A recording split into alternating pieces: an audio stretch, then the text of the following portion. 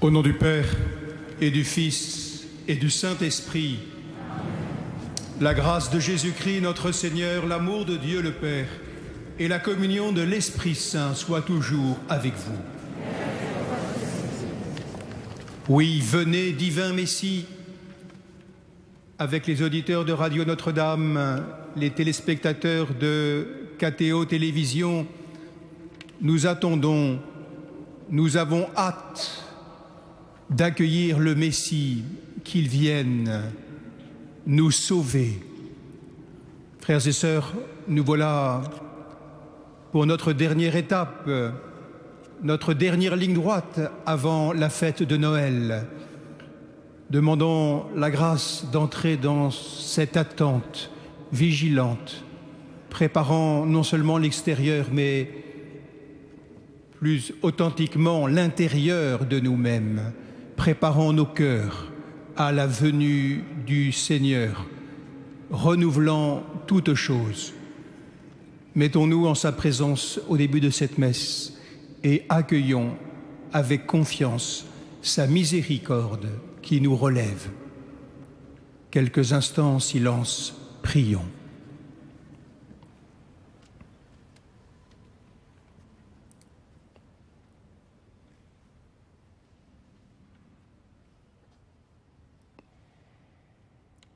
Seigneur, accorde-nous ton pardon. Nous avons péché contre toi. Montre-nous ta miséricorde. Que Dieu Tout-Puissant nous fasse miséricorde, qu'il nous pardonne nos péchés et nous conduise à la vie éternelle.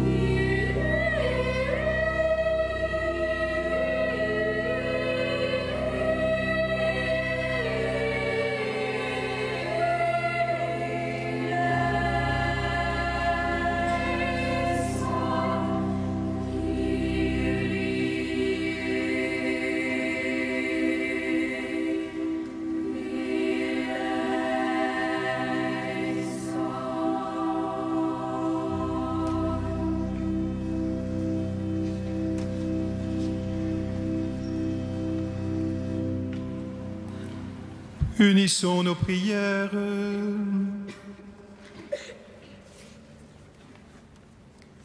Que ta grâce, Seigneur notre Père, se répande dans nos cœurs. Par le message de l'ange, tu nous as fait connaître l'incarnation de ton Fils bien-aimé. Conduis-nous par sa passion et par sa croix jusqu'à la gloire de la résurrection.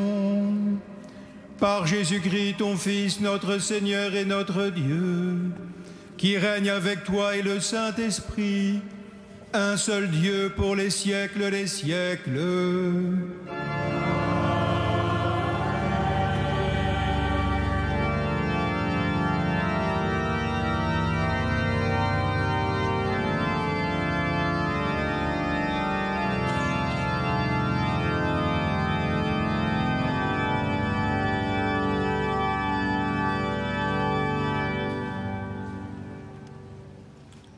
Lecture du livre du prophète Michée.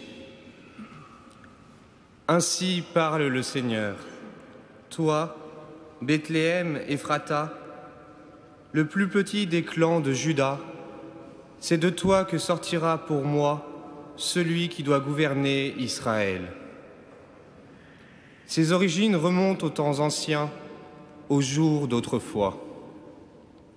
Mais Dieu livrera son peuple jusqu'au jour où enfantera celle qui doit enfanter, et ceux de ses frères qui resteront rejoindront les fils d'Israël. Il se dressera et il sera leur berger par la puissance du Seigneur, par la majesté du nom du Seigneur, son Dieu. Ils habiteront en sécurité, car désormais il sera grand jusqu'au lointain de la terre, et lui-même, il sera la paix. Parole du Seigneur. Nous rendons grâce à Dieu.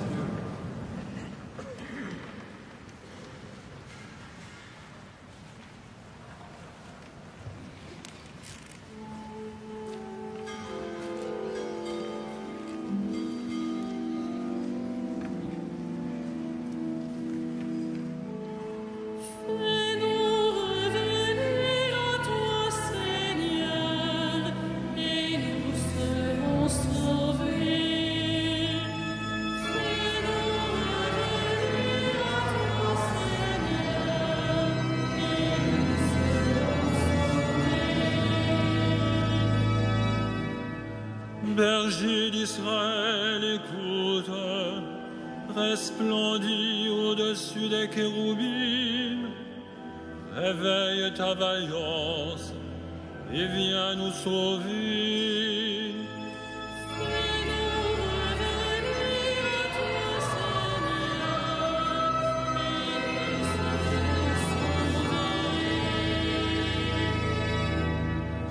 Dieu de l'univers, viens, du haut des cieux, regarde et vois. Visite cette vigne, protège-la, celle qu'a plantée ta main puissante.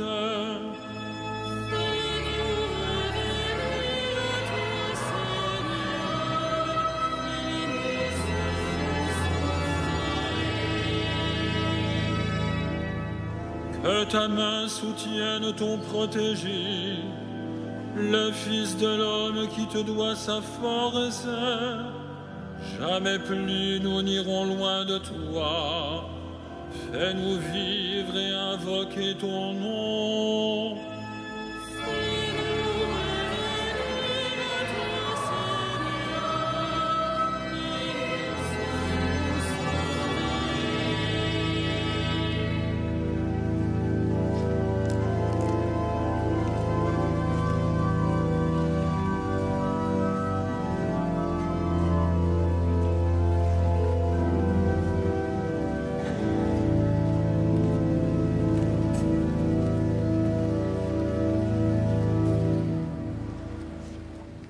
Lecture de la lettre aux Hébreux.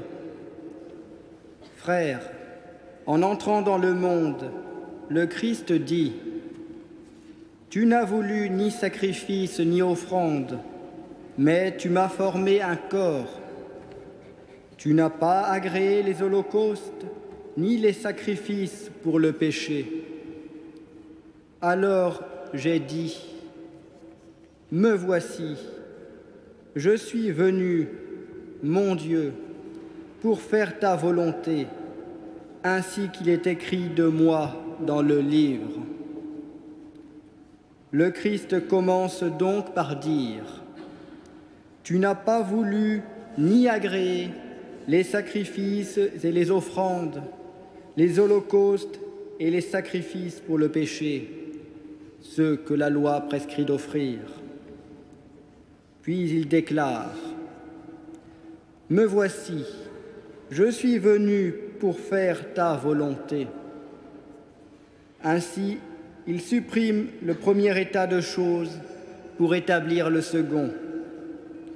Et c'est grâce à cette volonté que nous sommes sanctifiés, par l'offrande que Jésus-Christ a faite de son corps, une fois pour toutes. Parole du Seigneur.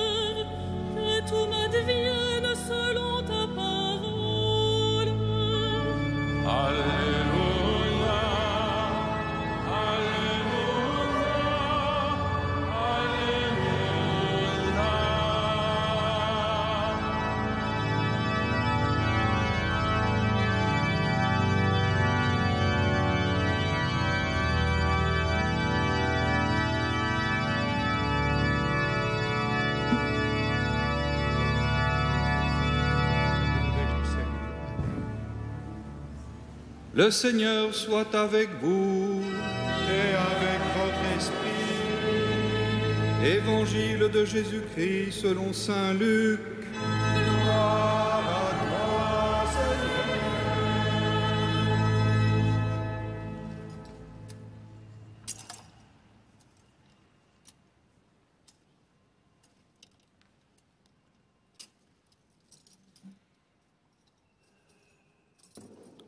En ces jours-là, Marie se mit en route et se rendit avec empressement vers la région montagneuse, dans une ville de Judée. Elle entra dans la maison de Zacharie et salua Élisabeth.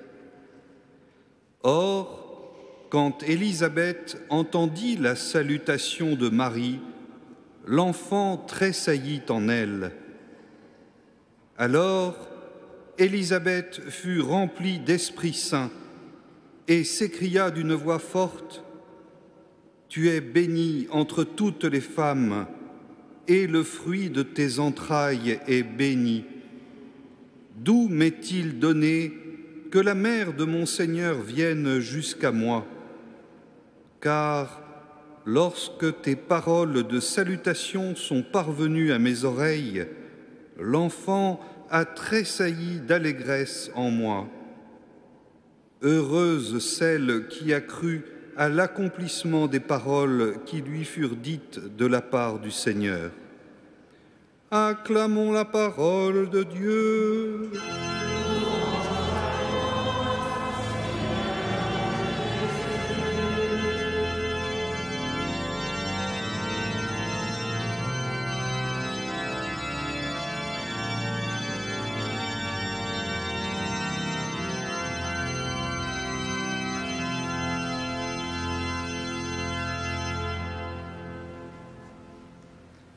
Frères et sœurs, voilà qu'à quelques jours de Noël, après avoir entendu la magnifique prophétie de Michée concernant Bethléem,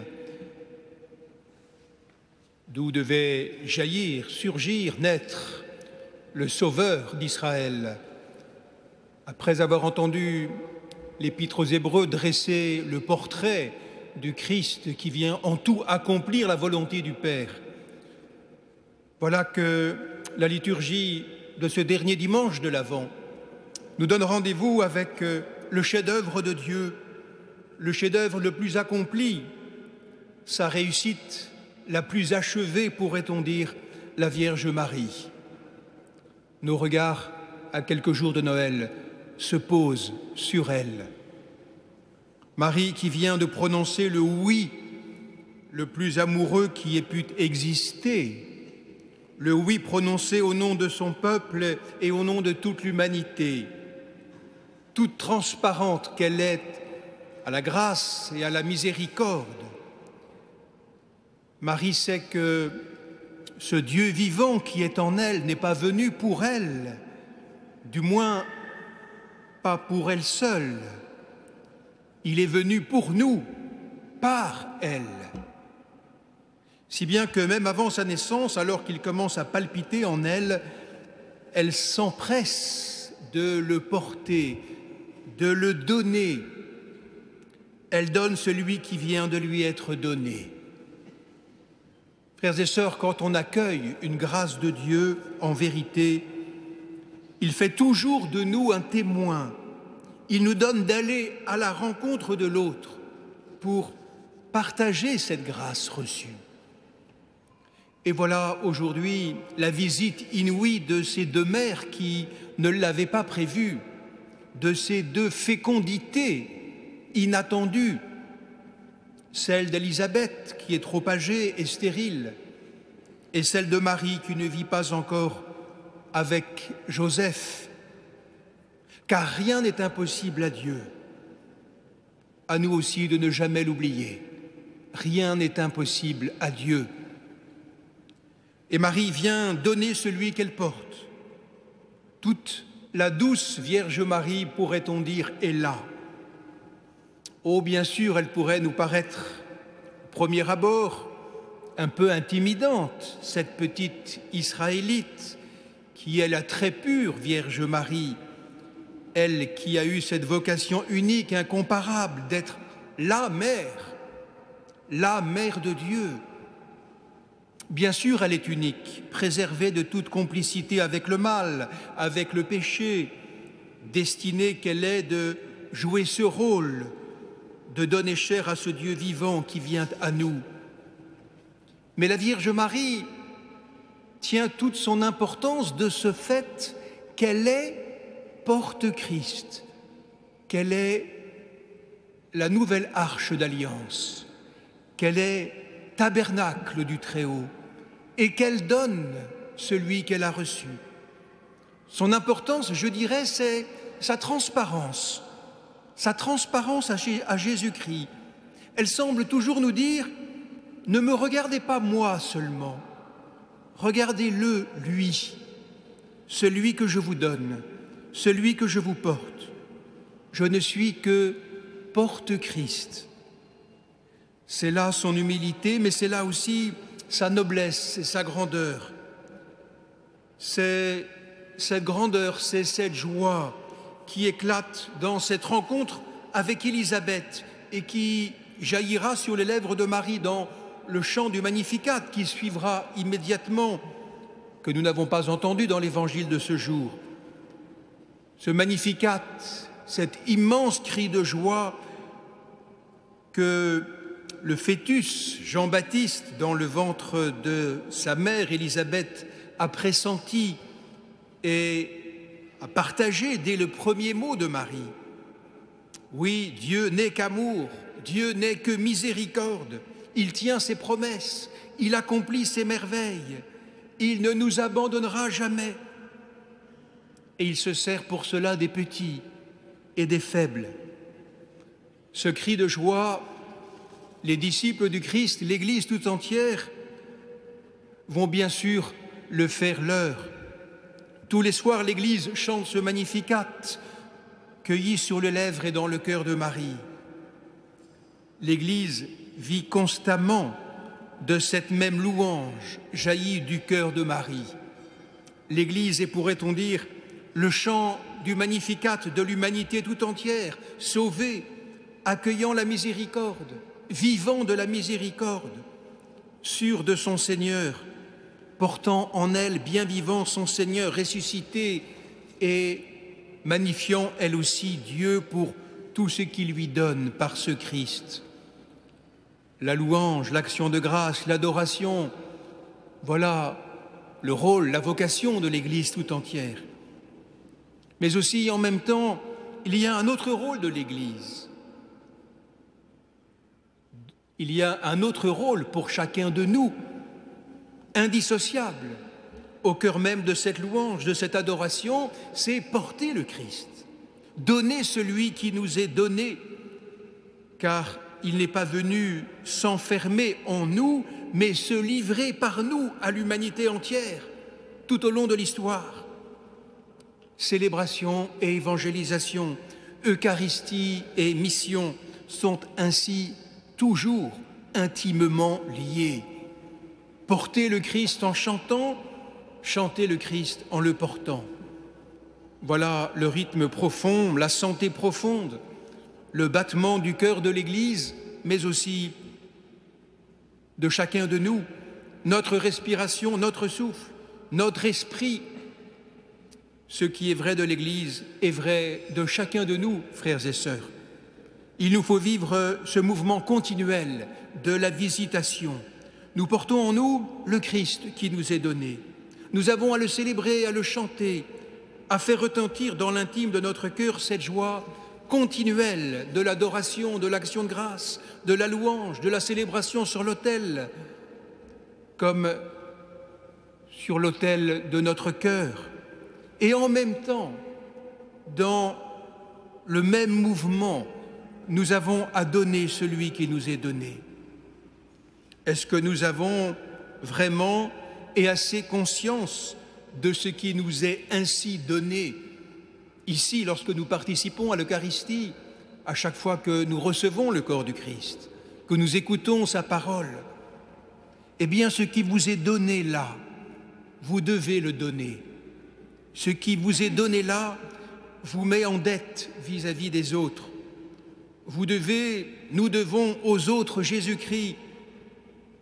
Oh non, rassurez-vous, pas en faisant des actions extraordinaires qui dépasseraient nos forces, souvent sans même prêcher, sans déclamer, mais en étant surtout celle que nous devons être, sel et lumière, habités par lui, qui palpite en nous, en étant nous-mêmes en cette année jubilaire, signe contagieux de la miséricorde du Père. Voilà notre respiration profonde, voilà le battement de notre cœur, voilà le secret de notre joie. Un Dieu qui nous habite et qui, nous habitant, se donne à nous, aux autres, sur fond de célébration, de joie, de louange, d'action de grâce. Voilà, frères et sœurs, notre vocation profonde que nous recevons à nouveau à quelques jours de Noël. Il ne s'agit pas de faire autre chose que ce que vous faites. Il s'agit de faire autrement, peut-être toujours mieux, les mêmes choses. Il s'agit de laisser transparaître en nous ce Dieu qui est vivant, qui s'annonce à nous et qui visite par nous les autres. Oui, la joie de Dieu nous fait sortir de nous-mêmes constamment pour, comme Marie, la porter aux autres afin qu'il y ait une contagion qui atteigne le monde entier.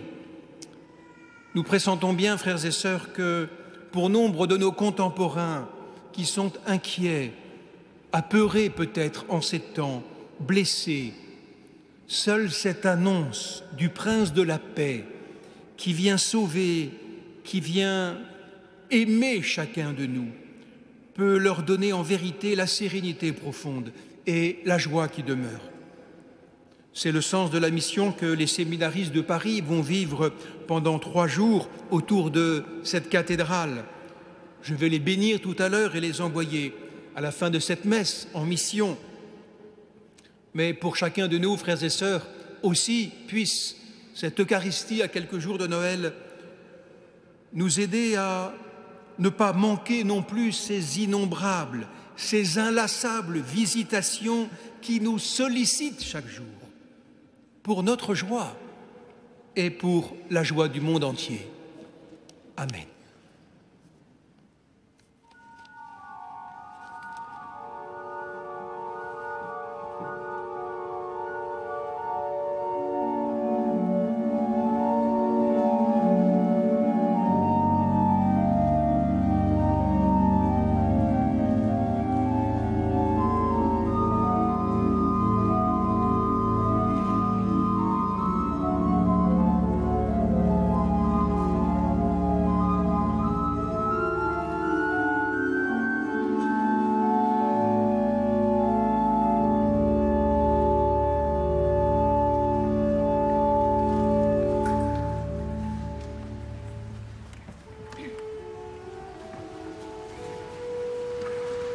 Credo in unum Deum.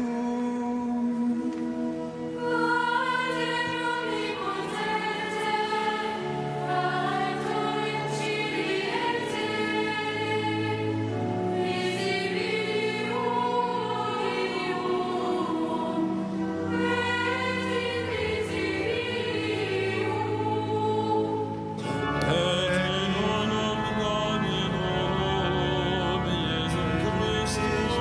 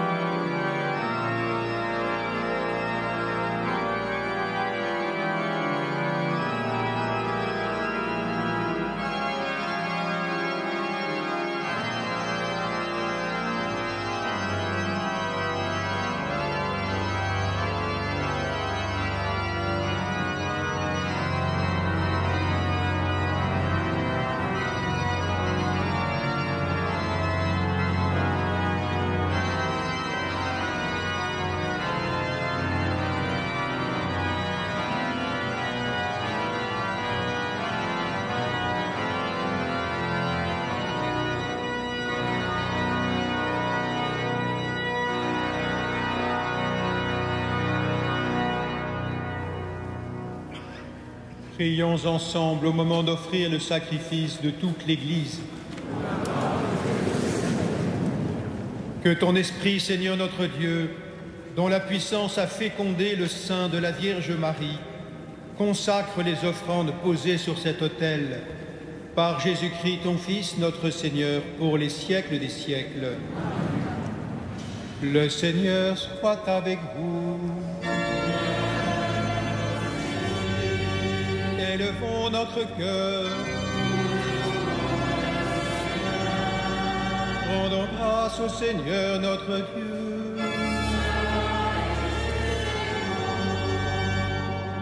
Vraiment, il est juste et bon de te rendre gloire, de t'offrir notre action de grâce toujours et en tout lieu. À toi, Père très saint, Dieu éternel et tout-puissant, par le Christ notre Seigneur. Il est celui que tous les prophètes avaient chanté, celui que la Vierge attendait avec amour, celui dont Jean-Baptiste a proclamé la venue et révélé la présence au milieu des hommes. C'est lui qui nous donne la joie d'entrer déjà dans le mystère de Noël, pour qu'il nous trouve quand il viendra, vigilants dans la prière et remplis d'allégresse. C'est pourquoi, avec les anges et tous les saints, nous proclamons ta gloire, en chantant d'une seule voix.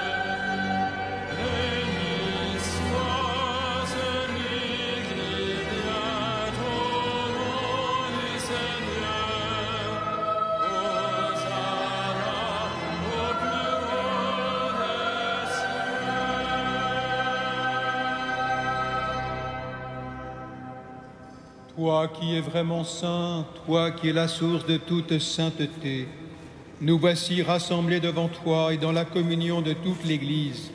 En ce premier jour de la semaine, nous célébrons le jour où le Christ est ressuscité d'entre les morts. Par lui que tu as élevé à ta droite, Dieu notre Père, nous te prions. Sanctifie ces offrandes en répandant sur elles ton esprit, qu'elles deviennent pour nous le corps et le sang de Jésus, le Christ, notre Seigneur. Au moment d'être livré et d'entrer librement dans sa passion, il prit le pain, il rendit grâce, il le rompit et le donna à ses disciples en disant : « Prenez et mangez-en tous, ceci est mon corps livré pour vous. »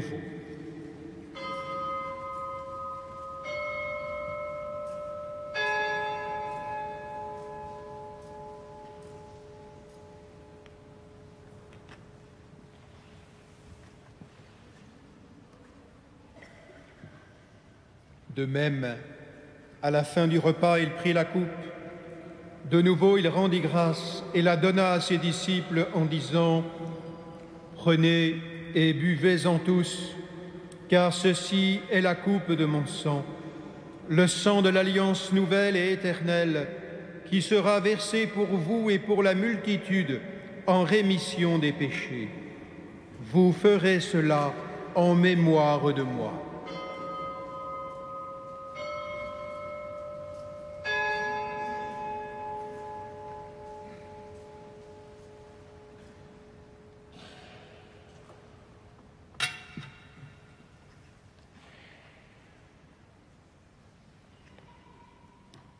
Proclamons le mystère de la foi.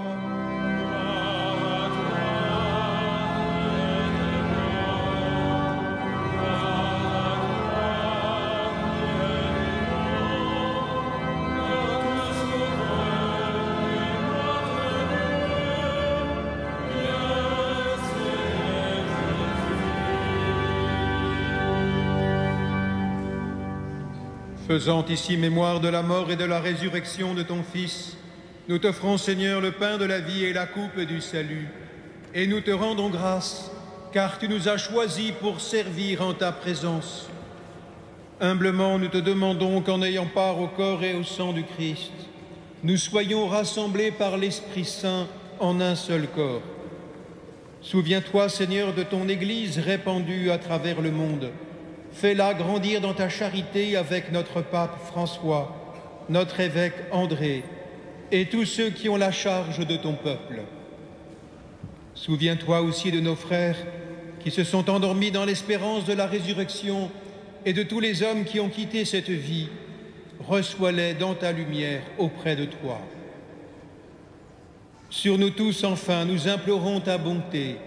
Permets qu'avec la Vierge Marie, la bienheureuse Mère de Dieu, avec Saint Joseph, son époux, les apôtres et les saints de tous les temps qui ont vécu dans ton amitié, nous ayons part à la vie éternelle et que nous chantions ta louange par Jésus-Christ, ton Fils bien-aimé. Par lui, avec lui et en lui.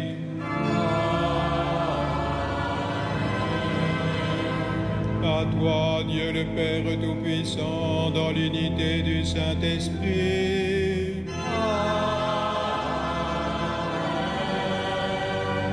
Tout honneur et toute gloire pour les siècles des siècles.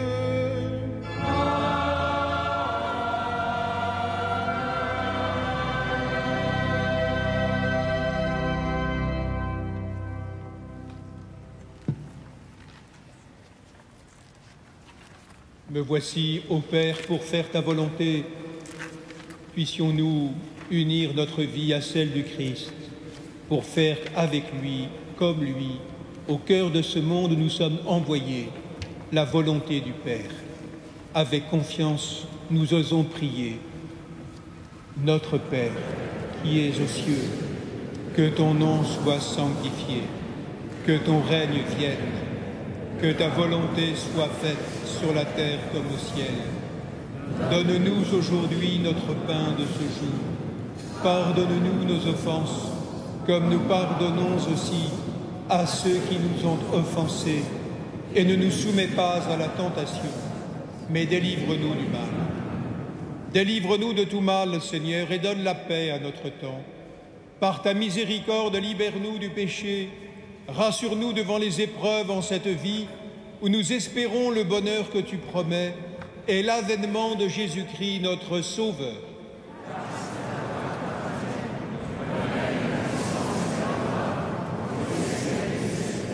Seigneur Jésus-Christ, tu as dit à tes apôtres, « Je vous laisse la paix, je vous donne ma paix. Ne regarde pas nos péchés, mais la foi de ton Église.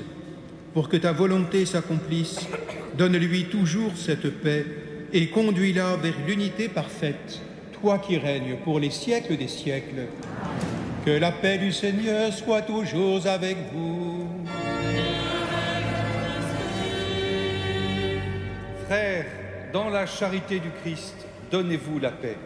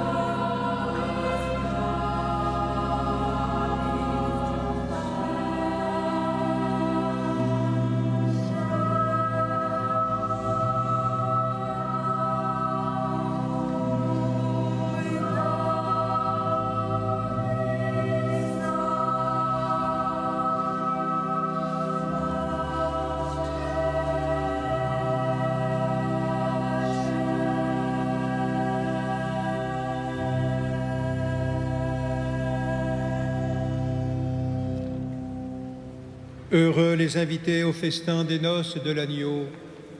Voici l'agneau de Dieu qui enlève le péché du monde.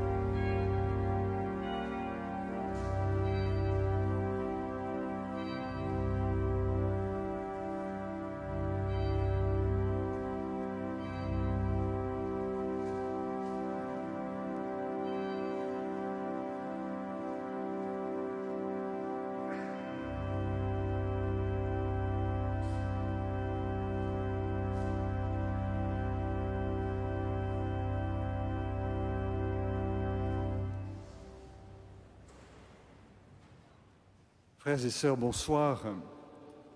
Comme Monseigneur Bruno Lefebvre-Pontalis le soulignait, nous sommes déjà dans la joie de Noël. Vous trouverez tous les horaires, notamment des messes du soir, dans votre feuille d'avant. Je vous les rappelle tout de même. Le 24 au soir, 16h30, 18h, 20h, puis minuit, précédé de la veillée de Noël à 23h. Pour le jour du 25, ce sont les horaires habituels du dimanche. Pour nous préparer à cette grande fête de Noël encore, d'une part, nous avons deux concerts, l'un demain soir à 20h30, notre traditionnel concert de Noël. Par ailleurs, le lendemain, mardi 22, c'est bien ça, mardi 22, c'est un concert à l'heure polonaise avec des chanteurs qui nous viennent de la ville de Poznań. Pour ces deux concerts, si ce n'est pas encore fait, vous trouverez les billets à l'accueil aux heures d'ouverture entre 9h30 et 18h. Toujours pour se préparer à Noël, peut-être de manière encore plus spirituelle, nous allons avoir la chance d'avoir pendant 3 jours les séminaristes de Paris et leurs formateurs qui vont animer une mission autour de la cathédrale, et notamment les prêtres formateurs du séminaire se mettent à notre disposition pour l'accueil et les confessions, sans discontinuer, de 10h à 19h. Donc si vous pensez recevoir le sacrement du pardon pour Noël, n'attendez pas le 24 au soir à 18h30, venez lundi, mardi, mercredi, y compris à l'heure du déjeuner. Exceptionnellement, 3 confesseurs seront en permanence à votre disposition. Je vous rappelle que nous venons de rentrer dans le jubilé de la miséricorde. C'est une excellente manière de commencer le jubilé que de demander le pardon de Dieu. Eh bien, écoutez, voilà, je crois que j'ai terminé pour cette préparation à Noël. Je voudrais juste ajouter une chose, et notamment au nom de Monseigneur Jacquin. Merci beaucoup à tous ceux qui ont généreusement versé leur denier de l'Église pour 2015. Pour ceux qui n'y ont pas encore songé, il n'est pas encore trop tard, notamment pour bénéficier des avantages fiscaux avant le 31 décembre. Nous savons que vous êtes très sollicités de tous les côtés. Je me permets juste de souligner qu'avec les événements tragiques que nous avons connus, la cathédrale a pâti de ce fait, y compris d'un point de vue budgétaire. Donc, si vous pouvez encore faire un geste, notamment pour le denier de l'Église, il sera le bienvenu. Vous pouvez déposer votre offrande du denier de l'Église sous enveloppe à l'accueil ou bien l'envoyer par voie postale à Cathédrale Notre-Dame, 6 place du Parvis Notre-Dame, 75 004 Paris. Merci beaucoup et nous poursuivons notre prière avec Monseigneur Bruno Lefebvre-Pontalis et tous ceux qui l'accompagnent, que ce soit sacerdotalement ou que ce soit musicalement. Encore et toujours, prions le Seigneur.